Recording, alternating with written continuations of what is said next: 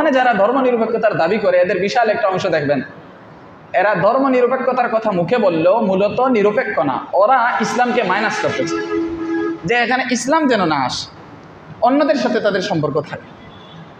অথবা তারা কোনো ধর্মই চায় না, অথবা তারা চায় ইসলাম যেন রাষ্ট্রীয়ভাবে প্রতিষ্ঠিত না হয়, অন্তত এটা চায় তারা। ধর্মনিরপেক্ষতার তারা যে ব্যাখ্যা দিতে চায় সেটা হলো যার যার ধর্ম যার যার পালন করবে, কেউ কারো ধর্মে হস্তক্ষেপ করবে না, এটা তারা দাবি করে। কিন্তু বাস্তব মাঠে যখন আপনি যাবেন দেখবেন ওরা মৌলিকভাবে যেটা চায় সেটা হলো ইসলাম রাষ্ট্রীয়ভাবে প্রতিষ্ঠিত না হোক। কেন? কারণ ইসলাম রাষ্ট্রীয়ভাবে প্রতিষ্ঠিত হলে পরে, আল্লাহর দ্বীন সর্বদা প্রতিষ্ঠিত হলে পরে তাদের শয়তানিগুলো করতে পারবে না। এটা হলো তাদের চাওয়া, পরম চাওয়া।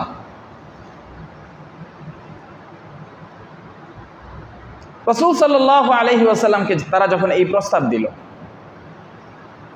যে 1 বছর আমরা আপনার মাবুদ অর্থাৎ আল্লাহর ইবাদত করব, আর 1 বছর আপনি আমাদের মাবুদ লাত উজ্জা মানাত যত দেব দেবতা আছে, প্রতিমা আছে, বা কেউ করে আগুনের পূজা, কেউ করে তারকার পূজা, কেউ করে মূর্তি পূজা, যে যা করে আপনি 1 বছর আমাদের মাবুদদের ইবাদত করবেন। সমানে সমান হইল, আর আমরা ঝগড়াঝাটি নাই।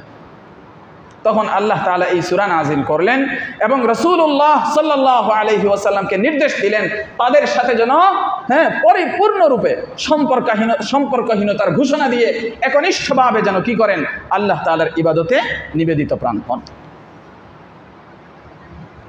তাহলে 1 বছর আর তাদের ইবাদত করা যাবে? হ্যাঁ, 1 মুহূর্ত করা যাবে?